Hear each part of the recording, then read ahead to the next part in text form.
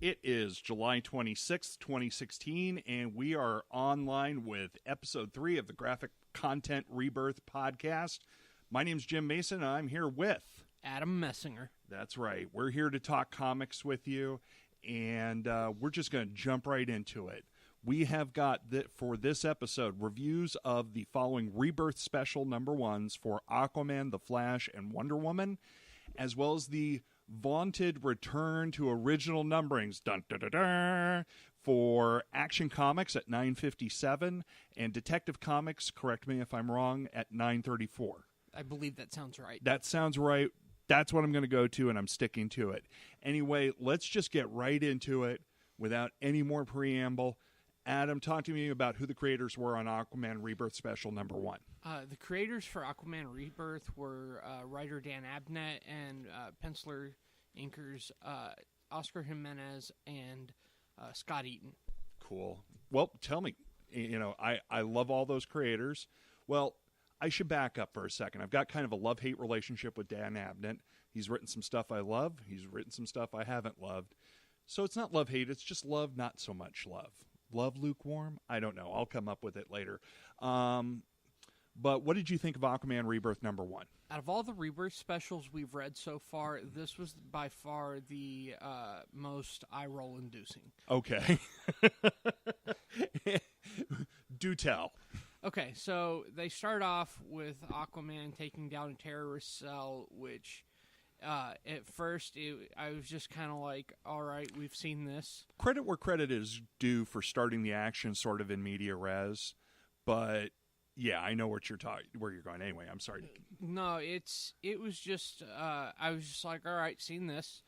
Then they cut to an omniscient. Well, they have an omniscient narrator in. Can we just go back real quick? It's the Deluge is the name of the terrorist organization. I believe so. Yeah. They're the bad Atlanteans, and Aquaman's trying to once again protect the surface world from bad Atlanteans. There was an eye roll right there. Yeah. So, yeah. If we could get an animated GIF, if I can do that, I'll put that in there of super eye roll. Anyway, Adam, go ahead. Yeah, and so you start with that. You have an omniscient narrator, and what's revealed at the last page, spoiler alert, it is Black Manta. Yeah, and I was just like, really? Another Black Manta story? I am the only villain you know, Aquaman. Oh, I know. I was just so like... And I feel like they haven't hammered anything down permanent with Black Manta. They're just throwing shit to the wall until something sticks. Yeah, well, it was, in a way, I see where Abnett, like myself, I think I maybe liked it a little bit more than you, but I won't say I loved it, I'm kind of, like the thumb is not thumb up or thumb down, it's thumb sideways. It was revisiting. It was a rehash of, I've seen Aquaman fight the bad Atlanteans, both pre-New 52 and New 52. I've seen Aquaman fight Black Manta, like in Jeff Johns' seminal run on Aquaman, when, he said, he showed Aquaman for the first time eating seafood in a seafood restaurant. It's like, well, you talk to fish. Well, yeah, but what do you think we eat in Atlantis, Yeah.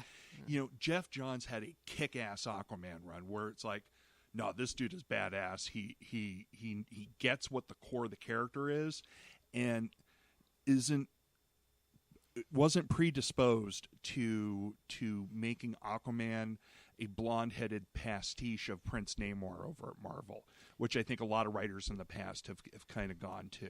Now, for me personally, I was a big fan of Rick Veitch's Aquaman run. Oh, yeah. Really good stuff. And I feel like they got... That was the Lady of the Lake run, right? Yes. Yeah, really good. And that was I feel like, had DC doubled down on that instead of getting terrified and running away from it and never acknowledging it again, yeah, that could have really developed into something. It could have made Aquaman completely different from Prince Namor and still have him be a waterborne character. Absolutely, and I feel the same way about Kurt Busiek's Sword of Atlantis run. Yeah. And both of those were great Aquaman stories, and they were both completely different takes on the character. Right. So you have in this issue, kind of walking it back to Rebirth Special number 1, Dan Abnett is a workman writer. He's probably not my favorite writer in comics, but he's a guy who gets the job done, and he gets the job done on time. And I don't want to make it sound like he's never written anything I haven't liked. I mean, Guardians of the Galaxy in the mid-2000s that inspired the movie to be made to begin with his new and fresh takes on Star-Lord and Gamora and Drax and that team. I love Dan Abnett for going into the deep cuts of Marvel Cosmic. So it's not like he's not a potentially great writer. It's just he doesn't always hit. He's probably a batter that hits 350.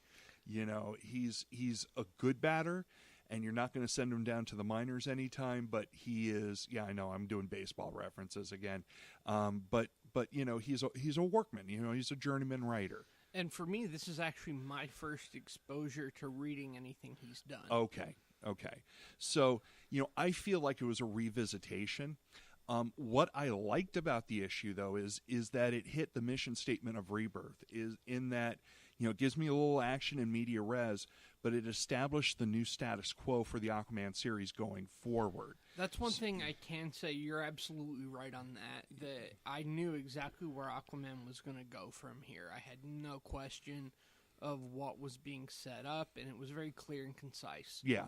So, it's kind of, I'm going to use one more baseball reference here. It was a sacrifice fly.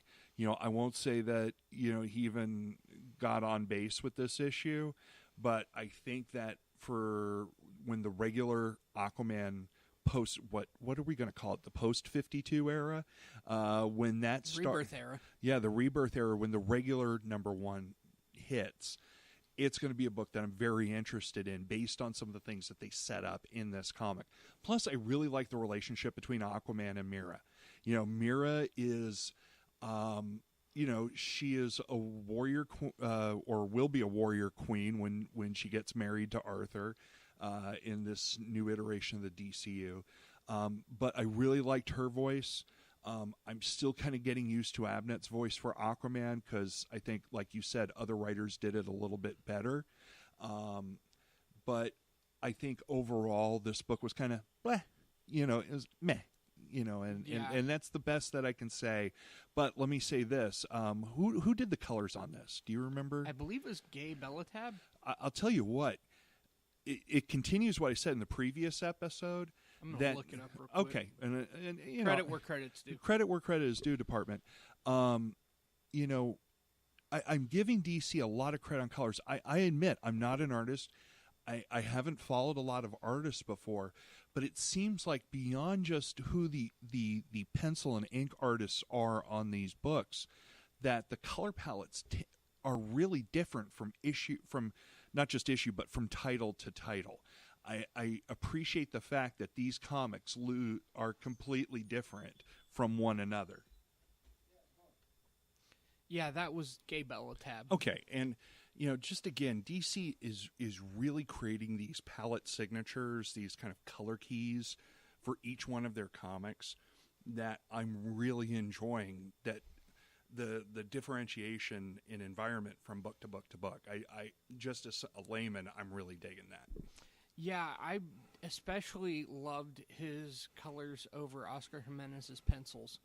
I was very impressed and excited to see Oscar Jimenez back in comics. Yeah, I mean, I remember his run on The Flash with Mark Waid and dug it. He also did 2 issues of Morrison's JLA. I loved it with the key and everything. That was so great. It's like, when Connor Hawke picks up all of his dad's old trick arrows and picks up the boxing glove arrow and goes, "Oh, Dad, you're going to be the death of me." He was able to really illustrate that emotion, kind of the shaking of the head and the smile on this kid's face when he did that. And the designs that he created for those characters in that issue, because it's a whole like alternate reality like thing. They were kept in weird dream states of what their ultimate dreams were, where Superman was on Krypton and Batman had his parents back and stuff like that. Yeah, and it makes me hope that he's going to come back and do some more Aquaman, because the 4 or 5 pages he illustrated were absolutely beautiful. They were. And, if he's not going to do Aquaman, memo to DC Comics, get that dude on a book. I mean, give him the proper amount of time he's going to need. Yeah. I mean, he's not a fast illustrator. I remember that from the 90s. And, if you can get 7 or 8 issues or even 6 issues out of him a year, fans, I think, would really come to really appreciate his stuff again. So overall, we like the art, we like the colors. I think you were a little bit further down on the scale in the book than I was, even though we both kind of agree that it's a setup for what's to come. I mean, it's all set up. Yeah. It's all set up. So our 5-star scale, where do you put it? And remember, fractions can be used. Let's see. The one thing I can say is the storytelling in it visually was very good. As I said, it was very clear and concise. Mm-hmm. I'd be amiss if we left out Scott Eaton, you talk about a workman. Oh, clean line work. He did a great job of telling the story. All that considering, I give it a 2 out of 5. You give it a 2 out of 5. I'm going to go a little bit higher, but I'm not going to give it a fresh rating. I'm going to give it a 2.9. Which is because I liked it a little bit more than the Superman Rebirth #1, but not by much. So I really enjoyed the art. I love the palette. I saw the issue for what it was. I'm in so far, and we'll see where the rest of the series takes us from there. So a 2 and a 2.9. Yeah. Okay. So what's our next book, Jim? Our next book is The Flash. The writer was Joshua Williamson, and let me see if I can pronounce this right. The artist was Carmine DiGiandomenico. You did a better job of that than I could. Okay, Adam, so why don't you tell us a little bit about what this issue had going on for it? Okay, so Flash #1 was, or Flash Rebirth #1 was about, it starts off with a murder of, that's very similar to his mother's murder. Okay. For Barry, it resonates very, very much with him. Does he flash back? He does a little bit, and he catches. I can't believe I did that. Yeah, he catches us up to speed about what's going on. They do a little recap of the actual Rebirth #1 issue for those who missed it. Okay. And you see him very much overthinking everything in this issue. Okay. And the one little touch that I did enjoy was his.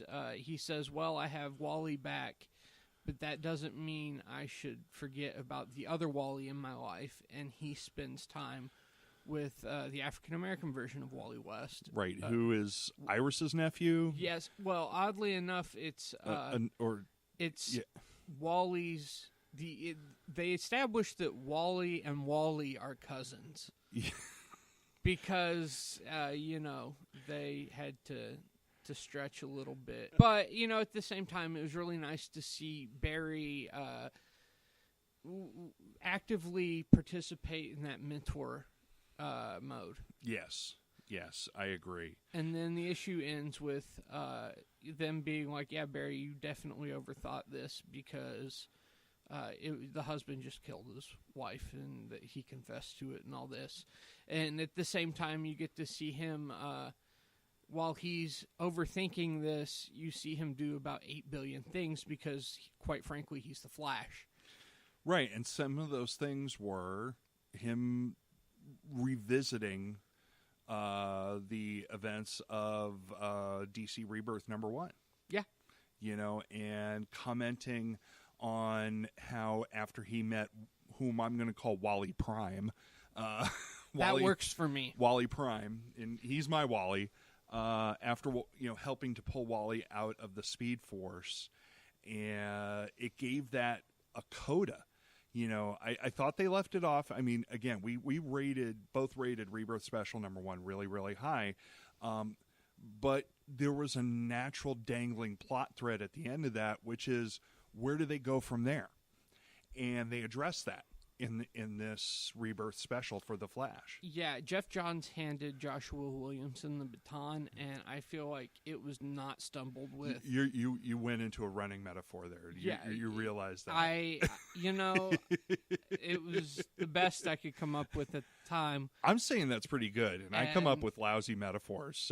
So I felt like it was done extremely well. Yeah. Carmine DiGiandomenico, I think.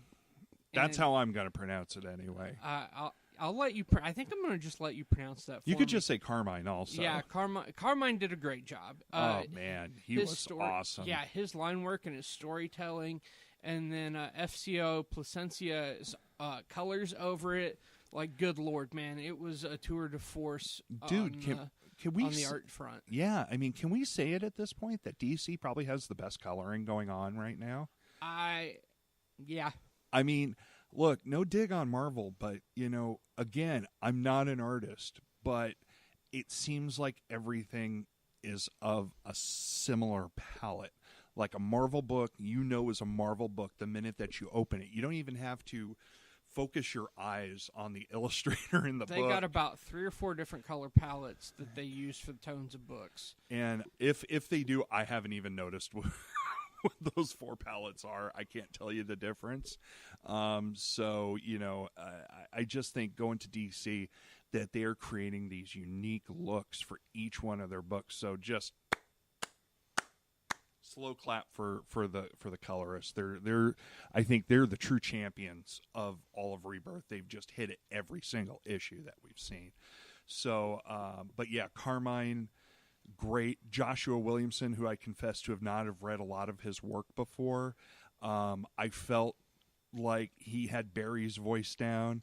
I thought, Iris was a little caricaturish, but the Wally's.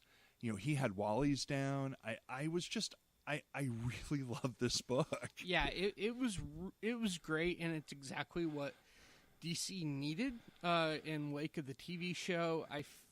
My biggest problem, I felt like, in the previous run at the end of the New 52, people would come in asking for Flash comics, and I could not pull the one off the shelf and be like, here, read this, you'll enjoy this, because I read a few issues of it, and I did not enjoy it. Yeah, it was hit and miss. I mean, I'd look at the occasional issue, and I'll admit to not buying many, but it was definitely not in sync with the TV show. And I don't think a comic book necessarily has to be in sync with the TV show or a movie property, but I think certain titles that are not Batman, Superman, Wonder Woman, it could only help them. Green Arrow, The Flash, and now what's going to be Supergirl. And Supergirl, I mean, they're keeping her as a teenager, so she's not going to be a young millennial entering the workforce anymore. She's going to be going to school, but she's going to be working for the DEO, and oh yeah, they established that in the little preview blurb. Right. So they're going to definitely take some of the thematic elements from the TV show, and I think that DC is now kind of making the right call. I don't think it is as much thematic in Green Arrow, but I'm starting to see the hope in Green Arrow, based on what we talked about last time. I've since read Green Arrow #1, and Benjamin Piercy is he's got the right direction for that book. I'm hoping the writer for Supergirl has a thematic tie regardless, and continues that thematic tie with the TV show, because it can only help bring readers to comics. Yeah, it'll be a familiar feeling at the very least. And I'll tell you what, DiGiandomenico had to do it, and Williamson, I feel like they capture all the necessary elements from the TV Flash and combined it with all the necessary elements of the comic book Flash. Yeah. And we've got this hybrid post-52 Rebirth era that really, it makes sense and it feels good. It feels comfortable and new at the same time. Yes, that you nailed it right on the head, Jim. So let's give it a rating. 4.5. Ditto, 4.5. I mean, this has been the star of the Rebirth relaunches of books to me, especially for this week. For this week, which there were 5 books that we're going over. just guys, if you, in the what's the metaphor I want to use? Okay, the chance of Williamson and DeJohn Domenico listening to our podcast equals that of being struck by lightning. If they are, I just want them to know from us to you, you guys are doing the Lord's work on that book. Please keep it up. We cannot wait for more to come from The Flash. So, with that out of the way, let's move on to the last of the Rebirth specials. I think that for this week. Oh, yes. Yeah, for this week, which was the hotly anticipated Wonder Woman Rebirth #1, returning writer Greg Rucka. Dude, I love Greg Rucka. I definitely echo that sentiment. Whether, he's been doing a lot of indie stuff, Stumptown, bomb. Bomb ass. It's awesome. Yeah. I really liked the work he did with Nicola Scott on Black Magic. Oh my gosh, that book is so great. I want more Black Magic, but I understand that that they're going to be working on Wonder Woman together. Yeah. We'll talk about that, how that's going to work in a little bit. But Greg Rucka's my man. Lazarus. If you've not read Lazarus, they got 2 hardcovers out. Go pick up both of them. Go right get. now. Spend the money. It's worth it. Gotham Central that he co-wrote with Ed Brubaker. Ed Brubaker. Oh God, how could I forget? With art by Michael Lark on that book as one of the artists. Gotham Central to me is the show that Gotham on Fox should be. Don't get me started on Gotham. Anyway, Greg Rucka was one of the most important writers at DC for, I would say, close to 10 years, 10, 15 years. He started writing comics for Batman No Man's Land back in the day. Was that his first? He participated. It was him and Denny O'Neil and all the other Bat writers. I know he did the novelization of it as well. Well, you see, I didn't want to read No Man's Land because I was just anti-crossover at that point. I was really jaded by what the 90s... And we're talking about almost 20 years ago. We're talking almost 20 years ago. And we talked about just how devastating the 90s were to comics in our first episode. I was working at Barnes & Noble at the time, and I see the novelization of No Man's Land. And I had already read 3 novels by Greg Rucka at that point. I read his first 3 books, Keeper, Finder, and Smoker. And he was like my favorite crime/action writer that was out there, kind of in the vein of the Jack Reacher novels, but with his bodyguard star, Atticus Kodiak, who was just fantastic. And I'm like, well, wait a minute, Greg Rucka? Well, I heard he was writing some of the No Man's Land stuff, but he wrote the novelization for this. I didn't read any of the No Man's Land comics. I read the adaptation, the novel, the prose novel. Holy shit, I loved Batman again and started buying Batman books because of that novel. Wow. That's how much. And then he did that Detective Comics run with Sean Martinborough after that. That's one of those things I've always wanted to read and I haven't had the opportunity Bruce Wayne Fugitive, dude. I'm just telling you. Really? The introduction of the Checkmate character, Sasha Bordeaux, was originally assigned to him by the Wayne Corporation, by Wayne Tech, to be his bodyguard. So it was it was Batman having to dodge his own bodyguard, and then anyway, if you can find the trade, and they reissue it from time to time.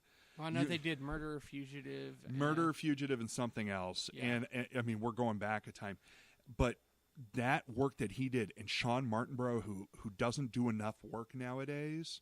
He's on Thief of Thieves. He's been there for a while. Okay, so, that's a book that I need to read that's been on my virtual stack of shame for a long time. But, dude, what a great pairing. And we got Greg Rucka back in the DCU.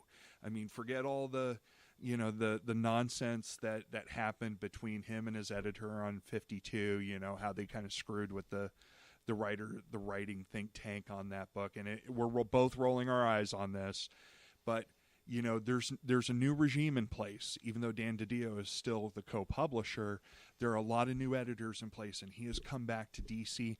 And dude, I felt like he came back in full force in what was, again, not a big issue for a lot of things happening, but as a character examination, I thought Wonder Woman did a really, really splendid job. Yeah, I agree. I went into this issue with trepidation simply because I really loved what Azzarello and Chang Oh, yeah. did. And Probably the jewel of the New 52 crown. And for me, the definitive take on Wonder Woman. Well, I'll say New 52, absolutely. For me, it's overall. Okay. And fair enough. And I was terrified he was going to wipe that away. But at the same time, I don't feel like Dave and Meredith Finch were doing it any favors. It just never gelled. It never came together. You could see them working and what they were trying to work towards, but it just could not congeal. I don't know how else to call it. And so I was hoping Greg Rucka would try to rescue that, and instead he did what a lot of writers would do, and that's scrap it and start over. Push the reset button. Yep. But not necessarily ignoring the history, just saying this is where we're going from here. That's one thing I do.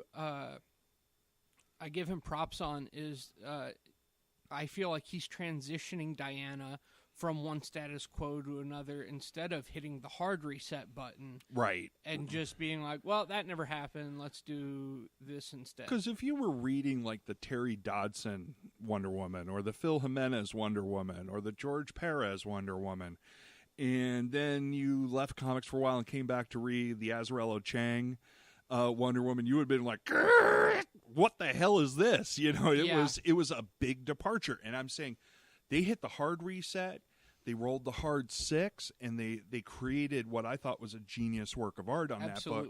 But it wasn't, how should I say this, classic Wonder Woman, quote unquote classic Wonder Woman in a lot of ways. Okay. They really turned it on its head, really involved the new gods and all kinds of things, which I am not discounting at all. It was all golden, but it wasn't the Wonder Woman from 65 years ago. Not at all. Yeah, okay, so what Rucka did was he had a Herculean task.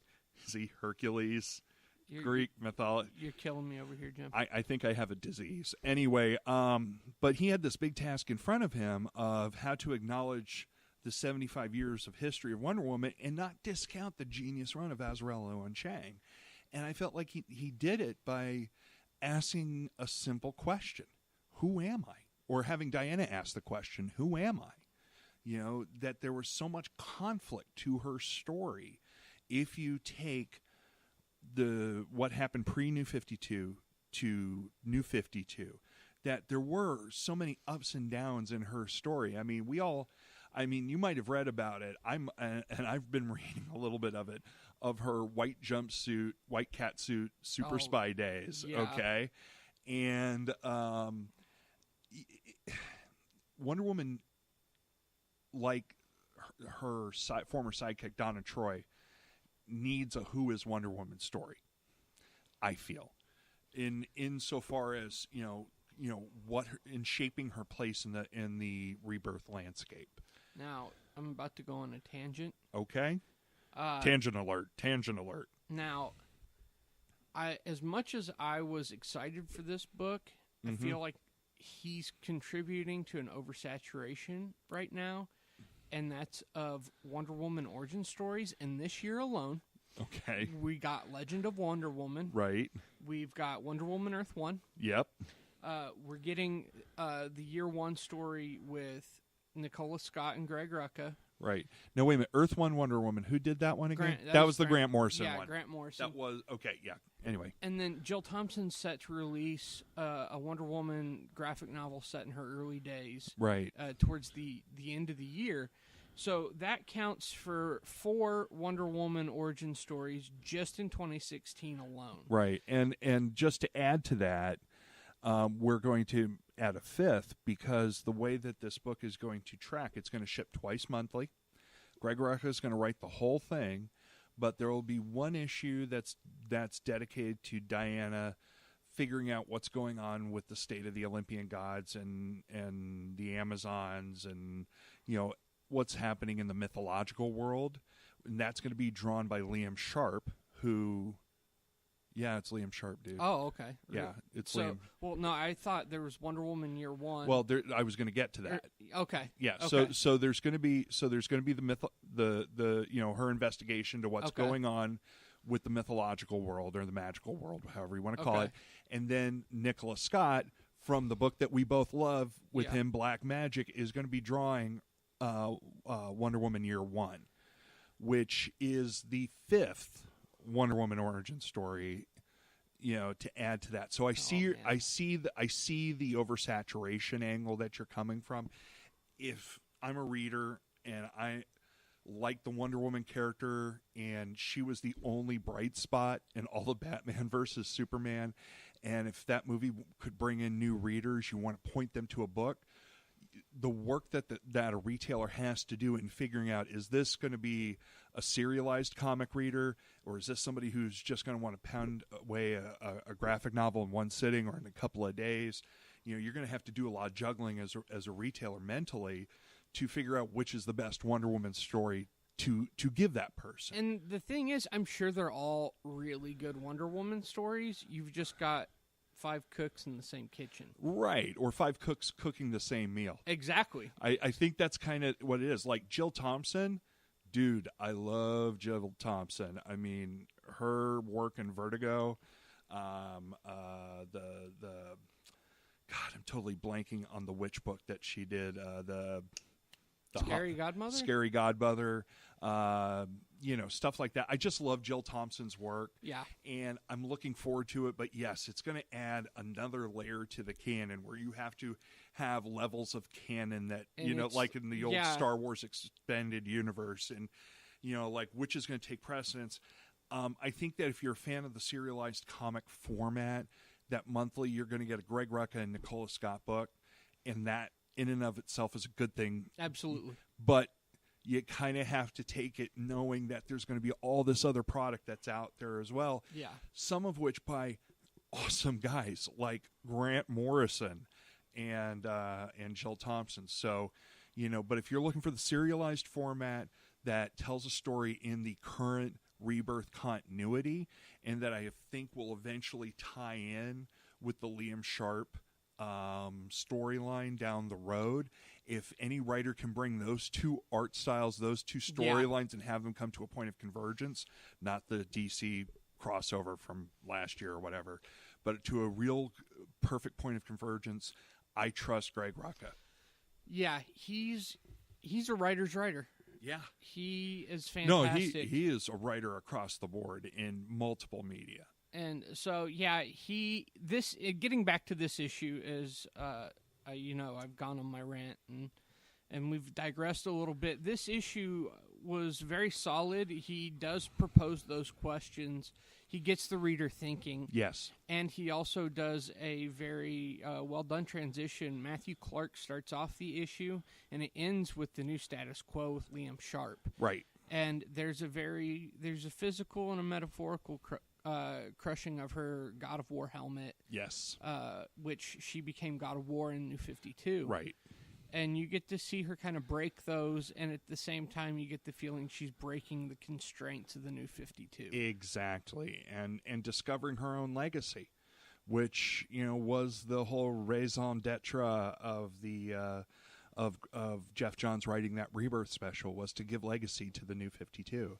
And insofar as doing that, creating the kind of this new world in a way by adding so much of that lost history. Yeah. Now, normally I'm not a Liam Sharp fan. Oh, me neither. And I felt like he did a fantastic job here. It's a different Liam Sharp. It's a Liam Sharp that is not going for the visual gag. Like how violent can I make a panel look? He's really done a lot of work on his character design and his backgrounds. I don't know what happened to dude, but he developed backgrounds that were lush and beautiful. He set up a whole environment and a whole world for Wonder Woman that is consistent and looks fantastic. It really does. I mean, kudos to him to really come into play on that one, I think. And we should mention that Nicola Scott was not part of this issue. What we should mention is, one of the things that we should mention is the fact that Matthew Clark, did the first half of the story, of Diana kind of shedding her New 52 outfit, asking herself the questions, crushing Ares' helmet, kind of shedding her New 52 skin and putting on what is becoming the iconic DC Films inspired outfit of the red, blue, and gold with the black leather strappy thing from the films that makes her instantly more recognizable to people coming in from outside of comics. And honestly, I understand why they went to silver and white on the Wonder Woman comic to get the red, white, and blue down and all that. I got to be honest, I kind of like the return to the gold trim, and I like the sort of Spartan-like war skirt that she wears, and I just like the new look. I get it, and I understand that completely, although I am sad to see the other outfit go. As I said, that was the definitive take on Wonder Woman for me. Yeah. So in my mind, that's her costume. No, and I agree, and I can see that, and I accept it, and I don't think I could see the Azarello Chang book done any other way. And again, I have love for that book, for that time, their time on that book. But to me, it's a way of moving. It's a visual metaphor for moving into the next phase of Wonder Woman mythology. Yeah, and for me, it's a bittersweet thing because I know that as I said, Liam Sharp has created a beautiful, lush-looking world, and has definitely congealed the universe in which she lives, and her outfit just fits in with that. It truly does. And, I think that for people who are looking for a book, a way to get into Wonder Woman, especially if you liked her in Batman vs. Superman and really want to get to understand this character that I feel has been underserved in transmedia and television and film and all that, except for the DC animated shows. I think that this is going to be a great book to introduce new readers to. I couldn't agree more. Well, with that being said, how many stars you give it? 4. 4. I'm going to give it 4 stars too. I was thinking about going a little bit higher, but I figure, that I think 4 is just a good round number, and I think they've got a good round book, and it is definitely the number 2 book to the week compared to The Flash. So well done to Rucka. Well done to Liam Sharp. Matt Clark, I miss you on books that I read. Yes. So I hope to see, he's another guy like Oscar Jimenez. I want to see more of his work. Absolutely. And I look forward to it. So hopefully we'll get some announcements from DC down the road on that. Yeah. Or from any other company. I mean, give me a Matt Clark book that I'm interested in. I couldn't agree more. Okay, so we knocked out the Rebirth specials. So, Adam and I, we both were concerned with the first issue of Aquaman. He gave it a 2. I gave it a 2.9. We both fell absolutely in love with Joshua Williamson's and Carmine DeJohn-Domenico's take. I'm so glad I got that name down right. So we both gave that a 4.5, and we both came in with a 4 for Wonder Woman. So that's it for the Rebirth specials for this week. But wait, there's more. Original numbering time. So we're going to go on to the fresh jumping on points for Action Comics. We're going to start with that one. Number 957 is, if you're going to get into Action Comics, the perfect Superman book to get in on at the ground floor. Talk to me about who created this book. This is written by longtime Superman writer Dan Jurgens. And by long time, we mean like going well before the whole Doomsday Death of Superman thing. Gosh, was he writing it in... No, he wrote it. He picked up the torch after John Byrne, didn't he? Pretty much. I think there was a couple like here and there, but he was like the next guy. And with art done by Patrick Zurcher. Yeah. So I'm just, without going too much into the story of this, let's go a little bit into the story of this one. There's a robbery of some kind taking place in this one, if I remember correctly. And it's like, there's a robbery in Metropolis, so what has to happen? Superman comes in and stops it. But is it the Superman we know? This Superman has no hair. What? That's right. It's Lex Luthor has taken over the mantle of Superman. That's right. I mean, in a very, I would almost say, Steel-inspired Superman suit. Very much so. Yeah, it's very Steel-inspired. Yet at the same time, I get the if Tony Stark meets Doctor Doom. Yeah, I could see that in his characterization. And I like in the book he refers to it as his war suit, which is what he called the green and yellow and purple armor that he wore pre-Crisis. That was a LexCorp war suit. And I kind of like that little nod to the pre-Crisis Lex in that one. And it makes complete sense. And I guess there's like apocalyptic technology, like he still has the mother box that he got on Apocalypse. And yeah, it carries over from Apocalypse War, the Dark Side War. Dark Side War, yep. So Luthor proclaims himself Superman. And it just so happens there's a lot of media around when that happens. When this Conveniently.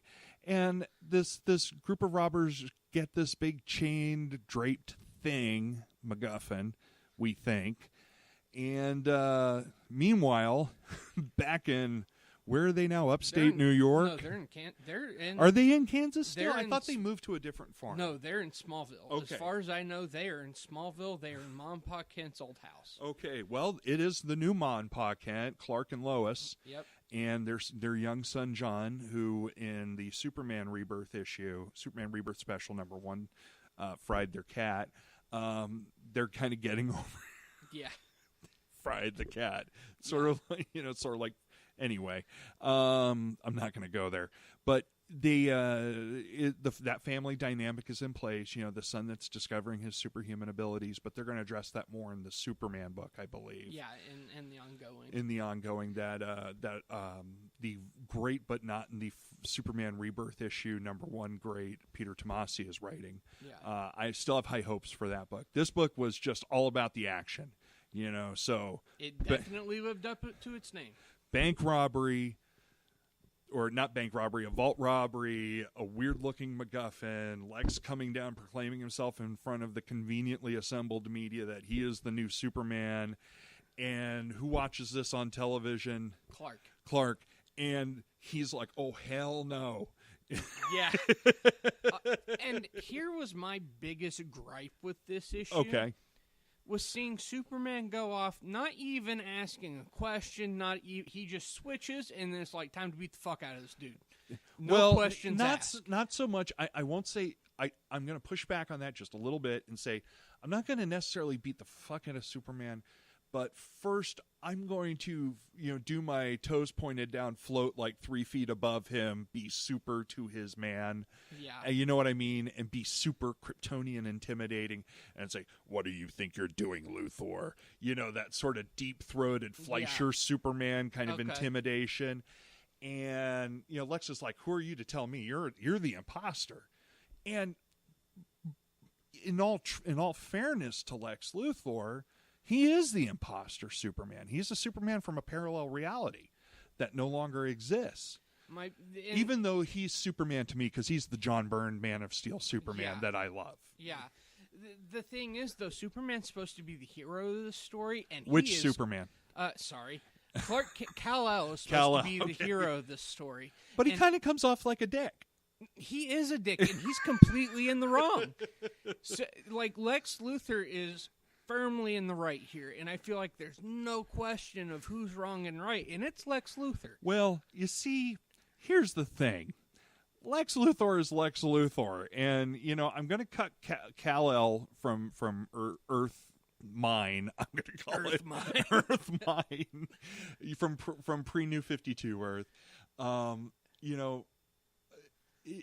He's Lex Luthor. Now, granted, I totally grant you the fact that this Luthor is maybe a lot more complex than any of the previous versions of Luthor has been.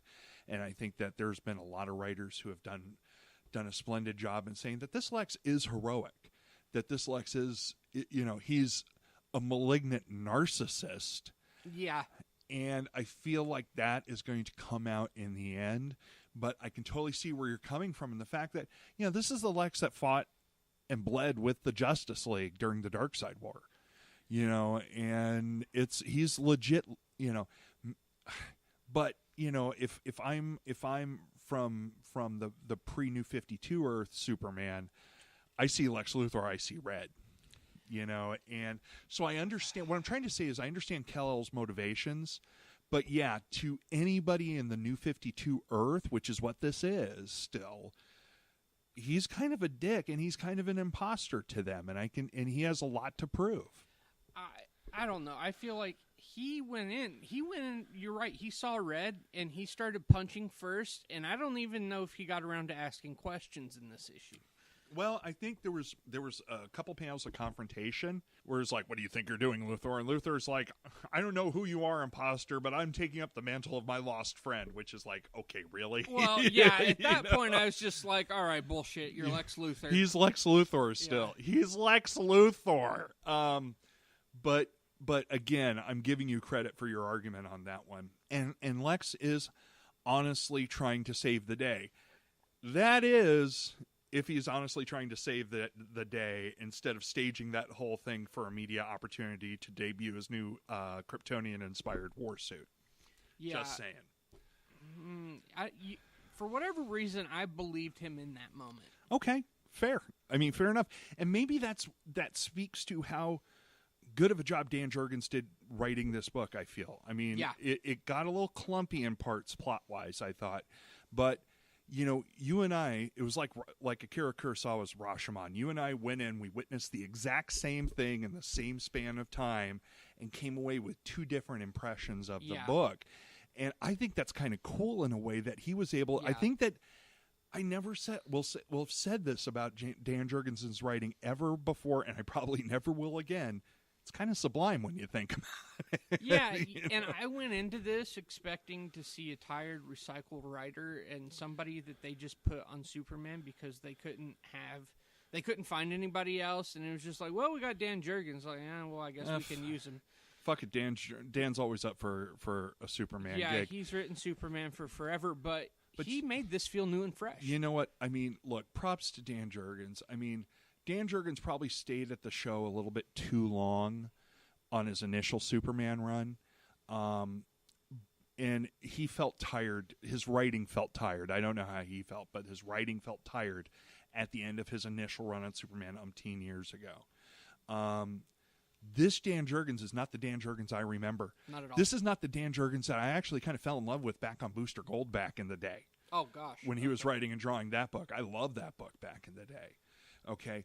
I mean, Dan Jurgens is a guy who is re-energized, and he's writing. Yes, he knows that pre-New 52 Clark Kent / Kal-El / Superman really, really well. Mm-hmm.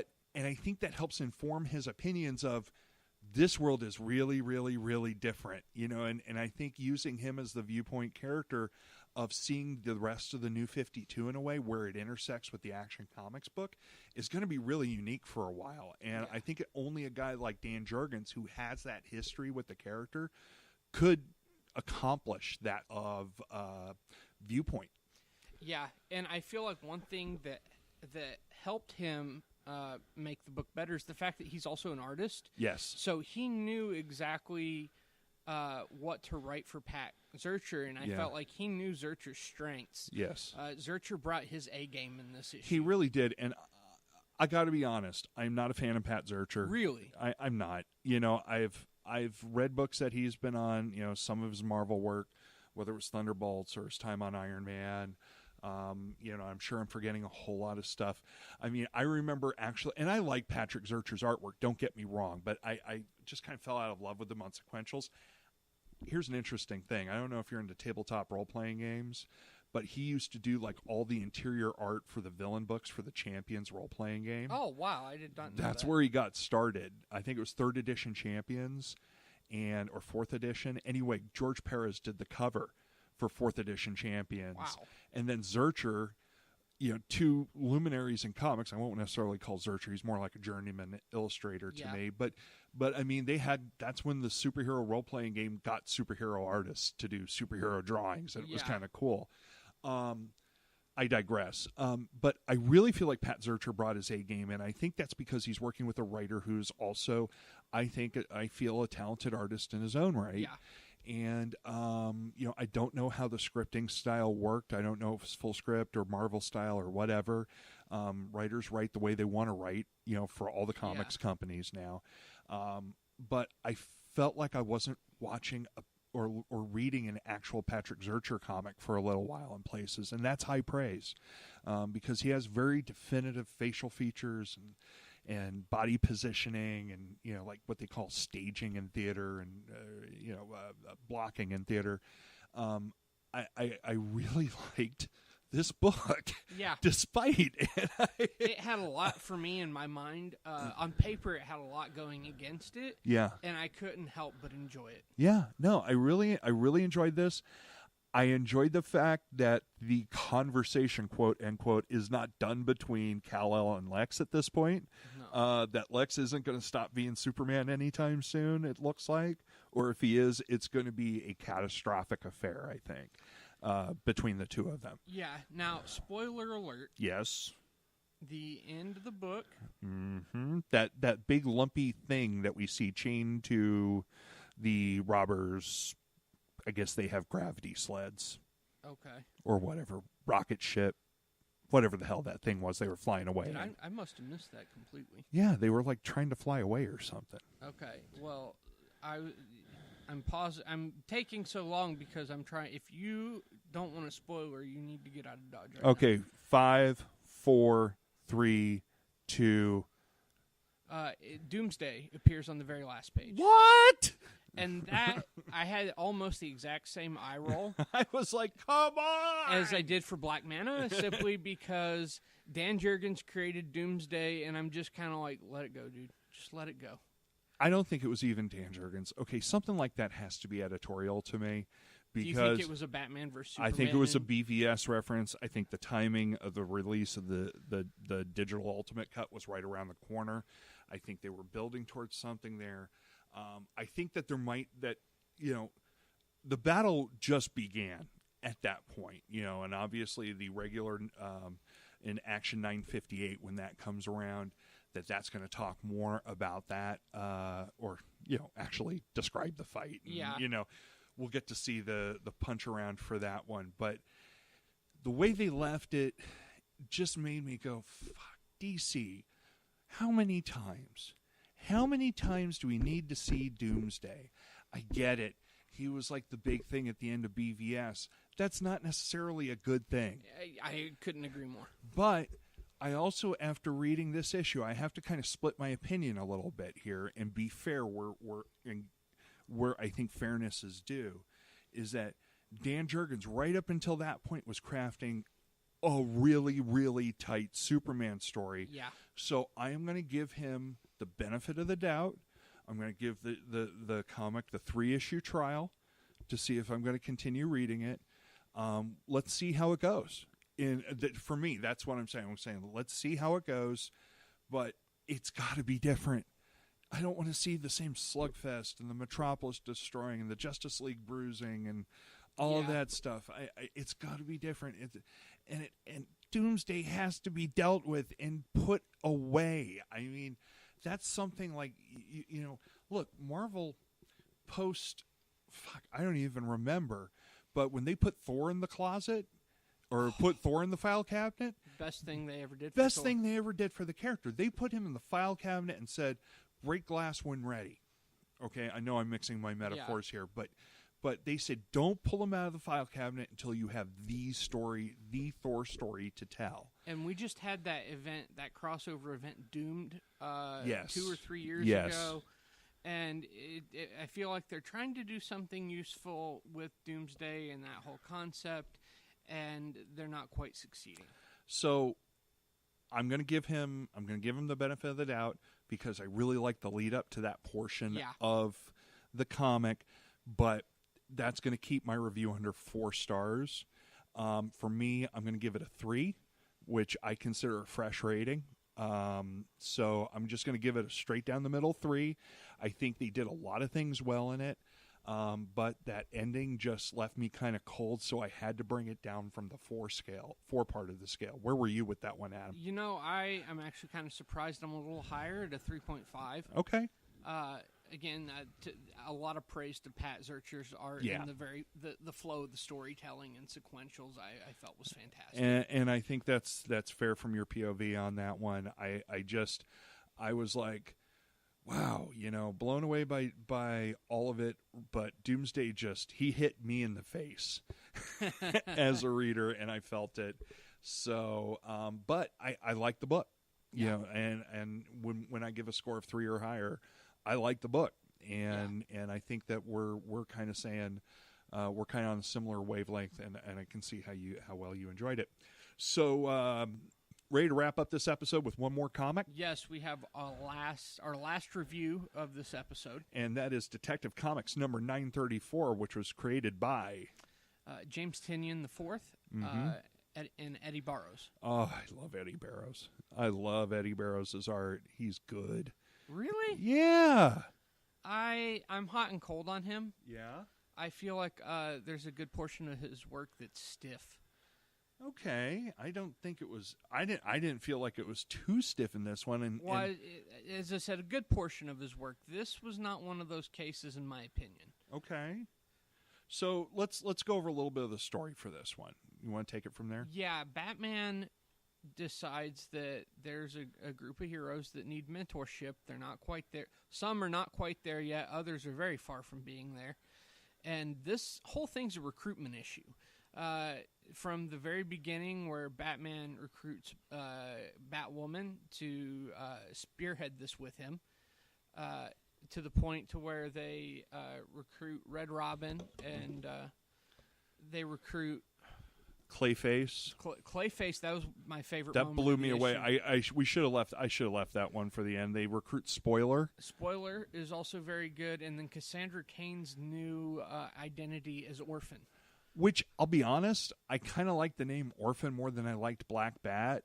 You know, Was she Black Bat? Is that... in the Batman Incorporated Okay. days, that's how they turned her from Batgirl into Black Bat. Okay. Black Bat. Yeah, I really enjoyed her as Orphan a lot, and I feel like it's a great fit. If she can't be Batgirl, then be Orphan, and she's a great character from what I read in this. Yeah, and from when she was first when she first debuted, you know, many years ago, you know, she was a child of the world's deadliest assassin, David Cain, who raised her with a language of violence, and they use that exact term to describe how she expresses herself. Yeah, absolutely. That she is a fighter that, at least pre-New 52, Batman was afraid of.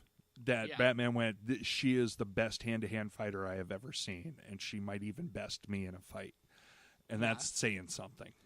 Yeah, and you see, the one thing that was kind of a happy thing for me was seeing Red Robin, Tim Drake, in a more traditional Neil Adams-inspired original design. Yeah, for his I mean, costume. It went from an R to a 2R logo, joined RR for Red Robin, but he's got the green leggings, the red vest, the yellow lined black cape. Yep. I mean, this is Tim Drake Robin from the Neil Adams design. He designed the costume for Tim Drake, and yay. Yeah. I mean, he's a recognizable Robin now. Yeah, New 52 was not a good time for Tim Drake. Well, I think that was, you know, if you want to point to one character that got screwed by the New 52, where the legacy was ripped from the character, I think Tim Drake is one of those characters. The only character I'd say I'd argue that more is Wally West. Yeah. But Tim Drake, he definitely got the shit into the stick on that. And this is a kid who carried his own comic book for years. He went well over 150 issues. Yeah, I mean, and I really felt like they did him dirty. And they didn't realize it. It was like, oh, well, we'll just do this, this, and this. And they were really quick to put it all together. And, oh, wait a minute, he's not coming here with Batman. Like, what the heck? So that's your cast of characters of who's being recruited by Batman, because they're under Robin? Red Robin. Red Robin, right. Yeah, Red Robin. So we were talking about Red Robin. Sorry, we had to pause for just a split second. We were talking about Red Robin and how much we felt like he got screwed by the New 52, and he got unscrewed by Rebirth. Absolutely. It's all the stuff I love about Tim Drake. That, you know, he is a computer whiz. He's a natural deductive genius. He's not a bad fighter.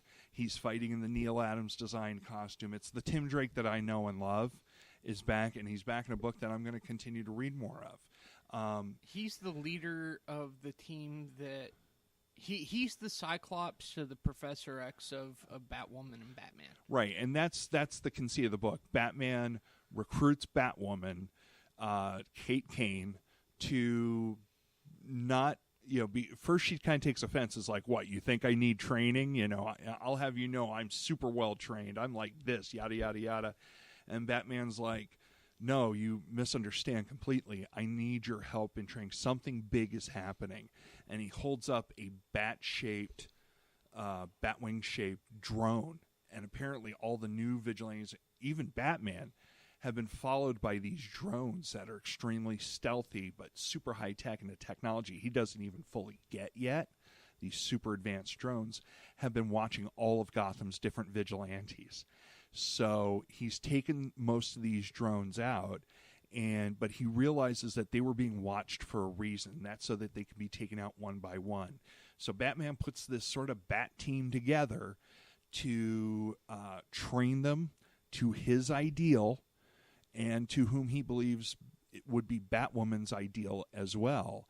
And the interesting thing that I thought, as far as the interplay between these two characters is that they finally revealed their secret identities to each other. And I'm another hard eye roll.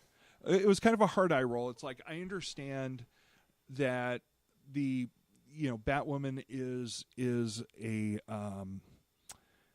a sort of memorial character to the yellow-suited Batwoman of the 1950s and 60s, the Betty Kane version, Kate Kane, Catherine Kane. We find out that she is a cousin to Bruce Wayne through her father. Oh, my gosh. So, it's like, well, finally you told me. I knew it for all these years, yada, yada, yada. It's kind of like, God, is that really necessary? Why not? At a certain point, it creates, it helps deepen the bond between the two characters. I get it. But if it wasn't just so goddamn typical, and to me, it felt cheap. It was cheap. I totally agree with you. But I'm like, if it can serve the story, fine. This is technically a setup issue, so I get it. I can get over it. Yeah. But if Tinian can make use of it in the future beyond just the fact that the two are blood relatives, that would be nice. Yeah. So let's see what story comes out of him revealing that information. Yeah. Now, but to me, it was just stereotypical eye roll moment. Absolutely. Moving on to my favorite moment of the issue was the recruitment of Clayface. Fantastic. And it was in the place that you would expect Clayface to be found.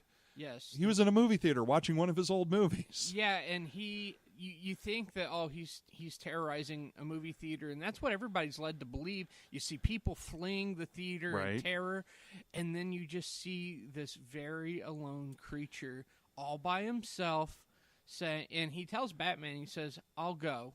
Just please let me watch what I used to look like. Yeah, and to me, books that touch me emotionally, you'll hear it in my voice. It reminded me of that tragic character from Batman the Animated Series. Yes. That was the Bruce Timm Clayface sitting there wishing he was not a monster, wishing he could be anything but, that he could be back to being Basil Karlo again. Yeah, now that was the only thing that threw me off, was it being Basil Karlo. I feel like Clayface changes identities like we change pants. Yeah. I was expecting Matt Hagen. Or maybe it was Matt Hagen. I thought it was like Basil Karlo was on the screen. Was. Yeah, okay, so I wasn't confused by that. No, it was, my old age hasn't affected my mind yet. I had never heard of Basil Karlo. I was expecting, it's Matt Hagen, and this is a new way of doing it. It's Matt. Yeah, so I totally expected it to be Matt Hagen, which was the character they used in the animated series. But even with them going back to Clayface 1, because I think there's been 4, 5, 6 different Clayfaces over Batman's 75 years, for them to call him Basil Karlo is a real deep cut. Was he the original Clayface from the early Golden Age Batman? Yeah, the malformed, the actor that was scarred by radioactive clay, I don't know, whatever the hell, but that he had the moldable face. And he had to put it in a glass bucket to keep it in place, that sort of thing. So, but it's kind of an old Hollywood kind of name, like Basil Rathbone or Boris Karloff, that's where Basil Karlo came from. And I'm totally fine with it. because that was still the animated series Clayface sitting right there, wishing he could Yep. be anything but a monster. And Batman said, well, maybe you can. You know, Batman and Batwoman were there. It's like, we're not here to kick you out. We're here to give you an opportunity to do more with the life you have now. And that was the highlight of the issue for me. It was taking a character that has been just a stereotypical thug through Batman comics for many, many, many, many, many years, and giving him an opportunity to redeem himself. And there have been villains in the history of comics that have had the chance to redeem themselves in the eyes of the readership. Rogue. I remember seeing her steal Ms. Marvel's powers in Avengers Annual number 10. I remember being a kid reading that, how he permanently stole all of her memories and Captain Marvel or Ms. Marvel powers. And then to see the rehabilitation of Rogue take place in X-Men just a few years later. Phenomenal. Magneto, not necessarily a full rehabilitation, but an understanding of the depths of torture that he was put through, and an understanding of that this guy goes beyond just being called a noble villain, that you can actually write Magneto as an anti-hero, as a more cerebral take on guys like the Punisher or Wolverine. Yeah, to where Magneto's now the leader of Uncanny X-Men in that book. Right, exactly. That he's almost coming full circle in his life. He had a brush with it when Professor X was off with the Starjammers in the 80s. He's having a brush with it now, and we wish the character well. And and we're seeing Clayface have the same opportunity, and hopefully it's the start of something long-term. Yeah, and of all people to give him this opportunity, it's Batman, who's not known for being quite forgiving. Yeah, absolutely. But he sees in Clayface something that, let's be honest, Batman doesn't see him as somebody who can necessarily be rehabilitated. Batman probably sees him as somebody that could be used to fight crime, to fight injustice, to, as part of the mission. So, but maybe Clayface can discover something in himself and become something more than he's been. And that, to me, again, I haven't read a lot of Tinian books. Dude, he really came up with an interesting character to make a utility player for this team. I'm really excited for this book. The one thing that you said about Eddie Barrows earlier, I mean, he's been in and out of DC Comics for a long time and has done a lot of other books. I believe, for about almost 10 years now. Yeah, I mean, he's done, I think he did some action. I think he did some Teen Titans. Nightwing. One of the things that, I kind of get where you're coming from about the characters being stiff. But what I found that was unique that he brought to it was his kind of the cinematography of the book. I agree with you that. See where I'm going? I mean, in the angles of some of the shots. I mean, these are all characters that are, for the most part, Clayface not included, who are unpowered. So there's a lot of swinging from ropes. There's a lot of acrobatics. There's a lot of odd, fast movement that's taking place. And he really sets the camera's angle at different places to capture each one of those shots really, really well, I think. He did a great job of setting a mood for the book. Yes. While I wasn't crazy about his artwork in this, I still feel like it's some of the best work I've seen from him. And again, another book where the color palette is completely different from any other DC comic. That you're gonna hear me talk about that until I stop being continually impressed by it. The dark color palette worked on that book so very, very well that it served Barrows' artwork extremely. It was an extremely nice fit. Now, one thing, for me personally, going back and looking at Detective Comics from 10, 15 years ago, there was kind of a feel with the color palette, and I feel like this harkens back to that. Yeah. And it gives it a Detective Comics of the early 2000s, mid-2000s feel. Yes. And I thought that was a really nice touch. I thought so, too. I completely agree with you. And, sometimes a throwback, there was some good stuff happening back then. And to me, I think you're absolutely right. And there was some richness to it that modern technology was able to add to it. Comics are getting better and better in coloring, and they're learning not to overpower or oversaturate the colors anymore. There's real nuance in the color palette. There's real nuance in the inking for this issue. There's real nuance even, like I said, with Eddie Barrow's camera angles and stuff on that order. So overall, I really enjoyed this book. Yeah, I did as well. And I'm really looking forward to the direction that the book is going. So I feel like it served a story in setting up a threat. Batman seeing what that threat is and then recruiting a team, not so much to fight this threat right away, but to protect these people. Like Batman is bringing them in to protect them, which I think is really cool. And I really feel that Batwoman is a character I miss. I don't think she ever got the best shake when her ongoing series started.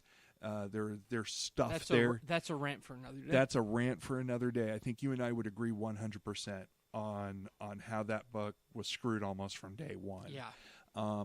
But I will say that it's nice to see Batwoman back, and in a very unique capacity. Batwoman as a leader, Batwoman as a trainer, Batwoman as an experienced number 2 to Batman's number 1. I'm looking forward to which to me is the benchmark that these Rebirth specials, or in this case, the renumbering relaunch, has to hit. Is, am I looking forward to collecting this book going forward?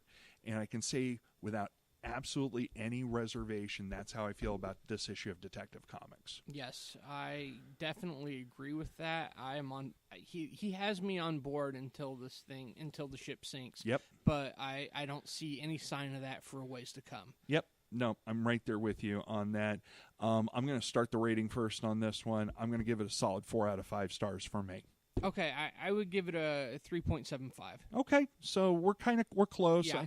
You're not as big of a fan of Eddie Barrows as I am. Yeah. And I can see that's where it's at. But I think that we're both kind of on the same. We're looking at this from the same point of view, that this was a book to get started with. Where you hand somebody a comic. I'm thinking as a former retailer myself, and you definitely retail with your friend at Comics Grapevine, that you think of books to put in customers' hands. It's like, I haven't read a Batman book in forever. Well, not only do you get Batman, but you get to be introduced to so much of the Batman universe in one single issue of a 20-page comic. And not just that, it's completely different from the Batman book. The Batman proper. Absolutely.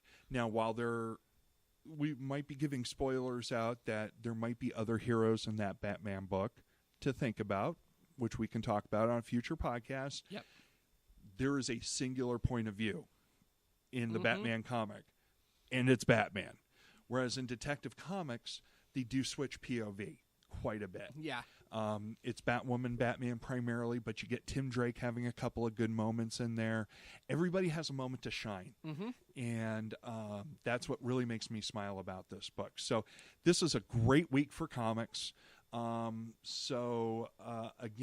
on Action Comics, what did you rate Action Comics? I believe I rated it a 3.5. 3.5, and I gave it a 4. And then we've got this book. I gave it a 4. You gave it a 3.75. All we ask is just listen to our video, or listen to our recording. We're going to put images up from these comics. And we might even put our lovely pictures up as well, so you can know. You wouldn't do that to people, would you? Well, I kind of did it on the first episode, so I've already tortured them. So, all right. Yeah, but a little jump scare is good for horror movies. Why not jump scare in a comic book podcast? But seriously, we hope that when you do watch/listen to this on YouTube, that you give us a thumbs up. And if you really like our commentary, and we understand we're new to this, but we're in this thing for the long haul. We hope you subscribe to our channel. We've got some great things coming up. We're working on our formats for our mini reviews right now. We will be putting mini reviews up. Adam's going to hit a lot of the new comics to hit the newsstand, and the favorite local comic book stores. I'm going to go into kind of deeper cuts. I've been reading lots of different trades. I've been going into the 70s a lot, Bronze Age comics. So my reviews are going to tend towards the deeper cuts, unless like a newer comic and I read comics constantly, a lot of new stuff, but we'll be reviewing that. And we're just going to put our call out one more time. Indie creators, if you've got a book that you want a couple of just average Joes looking at, we're your guys. We would love, just reach out to us. You can hit us up on the Twitter at Graphic Podcast. You can send us longer form email at thereal.graphiccontent.or@gmail.com. And Adam, where can the kids find you online? The kids can find me almost anywhere if you can spell my name, Adam S. Messinger, all together, Messinger. I'm on Twitter, I'm on Snapchat, I'm on Facebook, Instagram. I'm everywhere posting ramblings, whatever I'm into. So you can find me there. Awesome. And you can find me at Jimmers with 3 M's on Twitter, and at Jimmers with 5 M's on Instagram, where I will begin posting pictures of the graphic novels that I'm reading on that. What else is there to say? We have a Facebook page. Yes, we do. Hit like, hit share. If you enjoy this, share it with your friends on Facebook. Yeah, I mean, the Facebook page, we've gotten some great responses. The first mini review that I'm going to do is going to be Fafhrd and the Grey Mouser, Volume 1 from Dark Horse Comics. They're reprints of 70s DC comics from their Sword and Sorcery magazine from back in the day. And this will be The Cloud of Hate and Other Stories. I love me some Howard Chaykin. If you want to read a book where you cannot recognize Howard Chaykin, this is it for you. You've got Walt Simonson having hit the height of his powers on this book, because he started, I'm putting my hand about a foot above my head right now. He started there and never ended. Okay, Walt Simonson is a master illustrator. And Adam's favorite comic book creator, Jim Starlin, adapts and draws a story in that. I want to be clear, I don't like Jim Starlin's Infinity stuff from Marvel. I like the old school Jim Starlin from Dreadstar and other things along that order. But we can have that discussion another time. So please look forward for those mini reviews soon. As soon as we hammer down the format for those, we'll start dropping those episodes soon. In our next episode, we're only going to be talking about 2 comic books. We're going to be talking about Titans Rebirth Special number 1 and Justice League Rebirth Special number 1. So look forward to that episode. And I'm being played off the stage. It's like the